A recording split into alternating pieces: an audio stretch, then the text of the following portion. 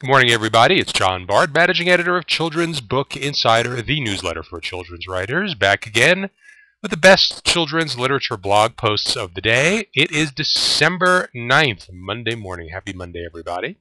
Remember, you can always find clickable links to all of the posts mentioned in this video at our blog, the Children's Writing Web Journal.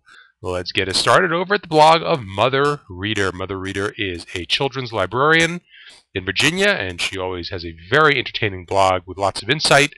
Today, she gives us her favorite books that deal with the holidays from around the world and how the holidays are celebrated in Mexico and Germany and South Africa.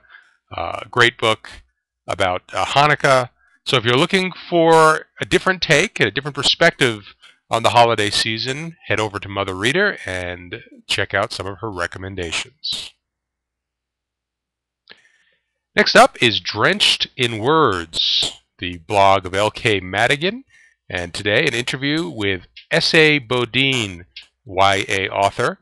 And what I like about this is that it's not asking the same questions that hacks like me tend to ask authors, just the same old things about publishing and such. Instead, we find out in this interview what S.A. would like written on her tombstone, whether she likes Thai food or Chinese, and her favorite kind of pie.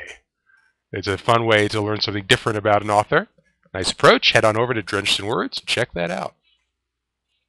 Next up is the blog Help Me With My Book from Kim Weiss. And today she's talking about mindfulness. Mindfulness is a good thing to have when I think of it, which is not nearly enough. But today, a nice reminder in this blog post about particularly Kaizen, a particular kind of mindfulness. Mindfulness is an excellent thing for authors to have. Put your past rejections and mistakes behind you. Don't worry about what's going to happen with your manuscript. Just focus on that manuscript at the moment. Again, it's a really good thing to do, and you need a reminder sometime. Here is your reminder. This is the blog The Paperweight, a group blog from a critique group. And today we have a post from one of the members of that group, Brianna Kaplan.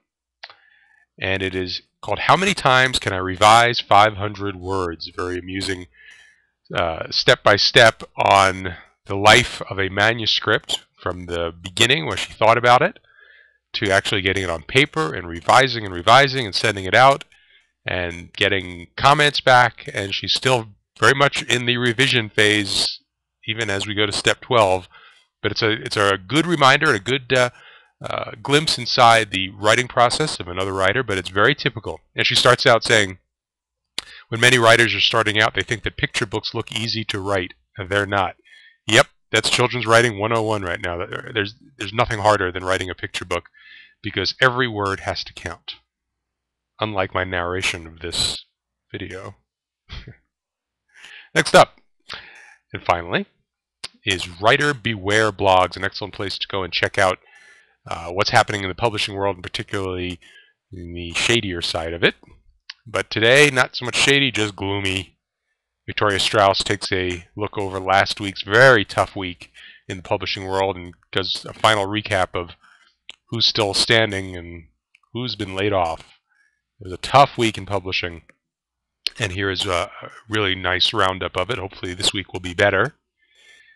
However, also in the comments, someone points something out that I was going to point out, but then I saw they did it, so I'll give them credit, which is in all the gloom and doom, children's book sales still went up 33% over Thanksgiving.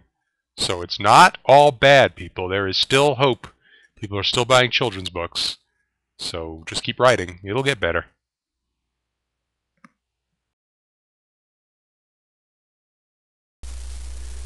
That's it for today. Thanks for stopping by. If you have a blog post you'd like to recommend or any comments or thoughts, drop me an email. I'll be happy to hear from you.